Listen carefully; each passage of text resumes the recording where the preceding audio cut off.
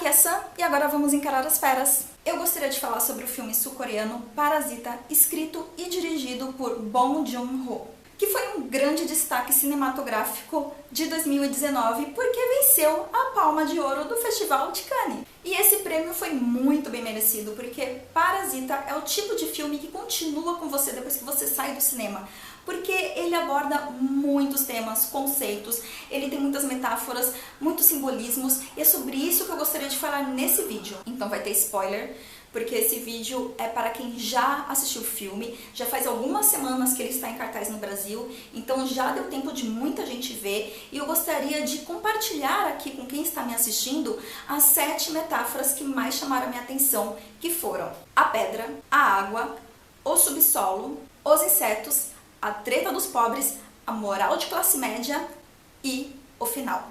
E eu gostaria de começar falando a respeito da pedra. Depois que eu vi o filme, eu conversei com algumas pessoas e reparei que muitas nem lembram que a pedra tá no filme, ou não prestaram muita atenção, ou não pensaram muito a respeito do papel da pedra na história. Só que a gente tem que lembrar que Parasita é um trabalho cirúrgico. Tudo que tá lá está por algum motivo. Tudo tem um papel na narrativa, tudo tem um significado naquela história. E essa é a minha interpretação a respeito da presença da pedra na trama do filme. Então você tem essa família pobre que está naquela situação bem precária, e aí aparece um garoto que está numa situação melhor financeiramente, e ele traz um presente para ajudar a família. E o presente é uma pedra. É pesada, ocupa espaço e não serve para absolutamente nada. É um presente inútil. Essa pedra, para mim, representa a contribuição das classes mais favorecidas para as classes menos favorecidas, que é absolutamente nada. É uma coisa que eles dão achando que estão fazendo uma caridade, achando que estão abafando, achando que estão fazendo um puta de um favor, mas não serve para absolutamente nada. Nada na prática. Porque para o garoto pobre que recebeu esse presente, essa pedra passa a ser um símbolo de prosperidade, porque junto com a pedra chegou a oportunidade de trabalho para ele dar aula de inglês para a menina rica. Então um objeto que na realidade, na prática, é inútil, na psicologia do personagem é uma forma de esperança, é um símbolo de boa sorte. E ele se apega tanto a esperança e a crença que ele tem de que aquela pedra serve para alguma coisa, que no final, quando a situação está bem complicada, ele leva a pedra com ele pro porão, porque ele acha que a pedra vai ajudar a resolver alguma coisa. Ele acha que o presente inútil dos ricos vai ajudar ele com alguma coisa. Só que no final das contas, a pedra mais atrapalha do que ajuda e acaba até mesmo sendo usada contra ele. A água é um elemento que foi usado para mostrar o contraste entre a riqueza e a pobreza. Porque na casa do rico, que é alto, uma visão ampla e bonita, a visão da tempestade chega a ser um espetáculo. Mas quando você é pobre e está morando abaixo do solo, a água não é um espetáculo, ela é a sua inimiga, ela invade a sua casa, inunda e destrói tudo que você tem. Então a água, que é um elemento que é tão comum e tão presente na vida de qualquer pessoa, quando se é rico é um espetáculo, quando se é pobre é um desastre. Isso é uma das coisas brilhantes desse filme, porque o diretor ele consegue pegar esses elementos super simples e encher eles de significado e utilizar eles como ferramenta para demonstrar o ponto de vista dele. O subsolo é outro símbolo que ele utiliza como essa ferramenta da mesma forma que ele usa a água. Porque o ambiente em que ele coloca os personagens também passa a ser um elemento essencial para contar essa história. Então você percebe, toda vez que os personagens estão chegando na casa dos ricos, eles estão subindo escadas, eles estão indo para o alto, eles estão indo para um espaço amplo, estão indo para um espaço bem iluminado. E o contraste disso na vida dos pobres é a questão do subsolo. Quando os pobres estão indo para a casa deles, eles estão sempre descendo escadas e a casa deles mesmo fica abaixo da terra. Eu vi uma entrevista em que o próprio diretor do filme comenta que o fato da casa dos pobres não ser completamente abaixo do subsolo, ser um semi-porão, faz com que fique aquela pontinha da casa um pouco acima, um pouco para fora, que é a questão da esperança. Eles não estão ainda completamente afundados, eles ainda têm uma ponta de esperança na vida deles. E aí você tem ainda um outro porão, que é um porão que está bem fundo. E o pobre que está dentro desse porão, ele é invisível. Ele está literalmente embaixo do nariz dos ricos, mas os ricos nem sabem da existência deles.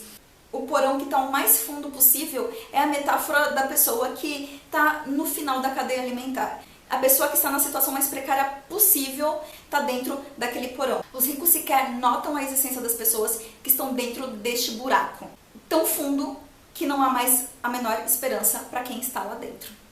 Os insetos é outro símbolo ao qual os pobres estão associados o tempo todo. Os próprios personagens, eles acabam sendo associados diretamente a insetos. Tanto é que eles são literalmente detetizados logo no início do filme. E quando a trama está chegando ao seu auge, nota a forma como eles se comportam quando eles estão tentando se esconder. Quando a luz acende, eles se espalham e saem correndo e se escondem como se fossem baratas na casa de alguém quando você acende a luz. E quando eles estão tentando escapar, eles estão sempre rastejando no chão, muito quietos. A treta dos pobres é uma metáfora muito literal da relação entre as classes sociais menos favorecidas. Um exemplo comum assim, do cotidiano brasileiro. Eu conheço pessoas que moram em periferias ou em comunidades e quando tem a polícia invadindo esses lugares, a pessoa é a favor. E ela é a favor e ela quer que a polícia agrida o morador daquele lugar. Ela é a favor, ela apoia a invasão do Estado no local onde ela vive para agredir pessoas que estão no mesmo local que ela. É impressionante o quanto o pobre não gosta do próprio pobre, do quanto as pessoas das classes menos favorecidas se distanciam e brigam entre elas em vez de se unir. É o exato caso que acontece nesse filme. Você tem a família pobre que está lá brigando, dando o jeito delas para sobreviver, para ter uma renda, para ter uma vida honesta e mais digna, mesmo que seja baseado em ficar manipulando as pessoas, enfim. E aí você tem aquela outra família que está numa condição pior ainda, que está fundo no subsolo, está no fundo do porão, literalmente. Uma família pelo menos ainda tem emprego, tem renda e tem um semi-subsolo, assim, com uma visãozinha saindo para fora, um pouco de esperança. A outra não tem nada disso. E eles não se apoiam, eles não se ajudam, eles não têm solidariedade um pelo outro, eles brigam entre eles e até tem disputa de poder de quem está dominando a situação. Todos eles são o elo mais fraco dessa corrente.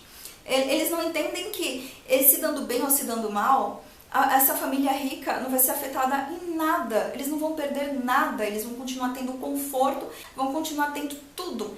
Enquanto essas pessoas que estão em situação precária, que mais precisam de ajuda, que mais têm a perder, ficam brigando entre elas por migalhas. E o ponto que mais me chama a atenção é aquele cara que está há anos no fundo do porão. Ele é possivelmente o personagem mais precário e desgraçado dessa história. E ele fica pagando pau pro cara rico. Fica mandando mensagem inútil que o cara nem repara, fica chamando ele de mito. E esse personagem precário se sente muito mais conectado ao homem rico, que nem sabe que ele existe, do que com o pai da família baixa renda, que vive uma realidade muito mais próxima dele. E um tema que eu adoro, que é a moral de classe média. Repara que os ricos mandam embora o motorista por questões morais.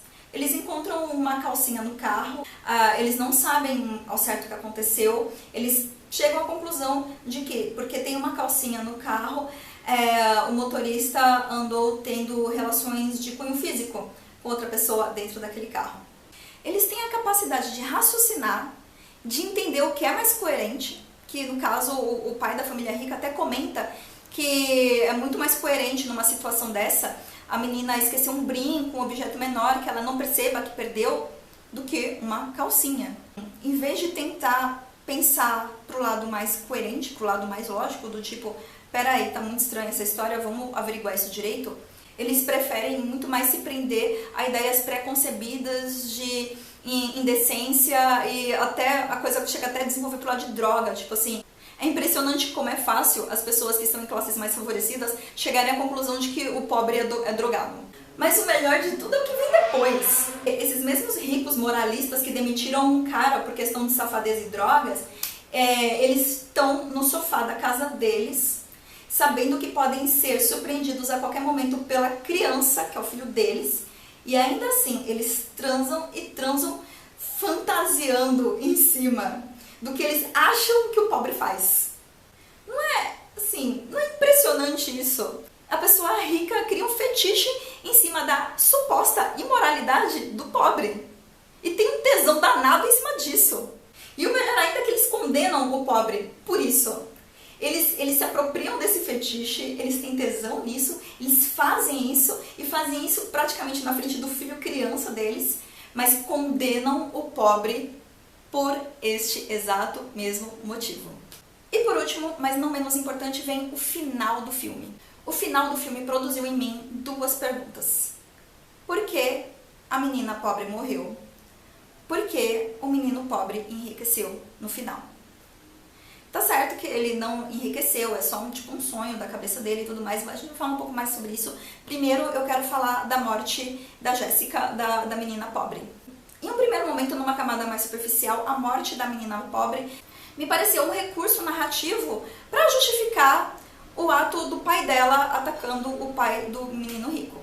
Só que depois que acabou o filme, pensando mais a respeito, qualquer personagem poderia ter levado aquela facada e motivado o pai pobre a ficar descompensado do jeito que ele ficou e atacar as pessoas do jeito que ela atacou.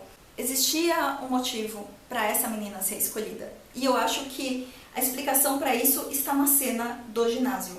Quando a família pobre perde tudo na enchente e vem aquele monólogo maravilhoso do pai pobre falando que o único plano à prova de falhas é o plano que não é feito. Não adianta planejar nada, porque a vida não funciona do jeito que se planeja. E isso talvez seja a coisa mais verdadeira para todos os personagens desse filme. Tanto a família dos ricos quanto a família dos pobres. Porque a família dos ricos, por mais recursos que eles tivessem, por melhor que fosse a situação deles, no final das contas, o cara rico, o cara mais poderoso, o cara que estava por cima da carne seca desse filme todo, é o cara que acabou morrendo também, que acabou sendo agredido, que acabou sendo esfaqueado. E isso com certeza não estava nos planos dele, não estava nos planos de ninguém. Mas para uma pessoa em situação de pobreza, a questão do planejamento é ainda mais frágil. Porque quando você não tem recurso, quando você não tem meios de conseguir as coisas, o planejamento ele demanda muito mais. E ele tem muito mais chances de falhar.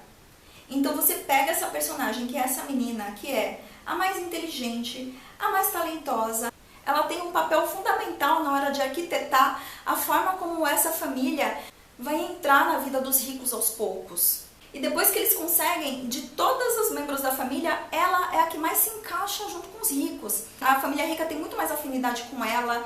Até o irmão dela fala uma hora que ela parece que faz parte daquela casa com muita naturalidade. Ela é a pessoa que mais tem possibilidades naquela família.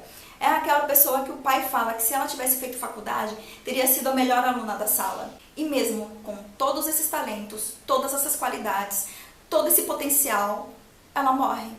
Porque a vida não funciona como se planeja. E por que o menino fica rico no final? Eu acho que esse é o momento em que o diretor está querendo dizer o seguinte: você tem um personagem que está no fundo do porão, que ele está o mais baixo possível da realidade da existência dele. E ele não tem a mínima possibilidade de salvação. Mas ele poderia ter inventado 1001 soluções para esse cara ser resgatado. De repente, até mesmo a solução mais simples, que é o menino invadir a casa no meio da noite, fazer que nem a governanta mesmo fez, bate na porta e fala: olha, eu vim buscar meu pai que está aqui e tal. Ou até mesmo entrar escondido, ele só tem que ficar vigiando a casa e ver uma oportunidade e entrar lá e salvar o pai dele. Ou até mesmo o pai dele não precisaria ser salvo, ele poderia ficar procurando um momento, uma brecha em que ele conseguiria escapar.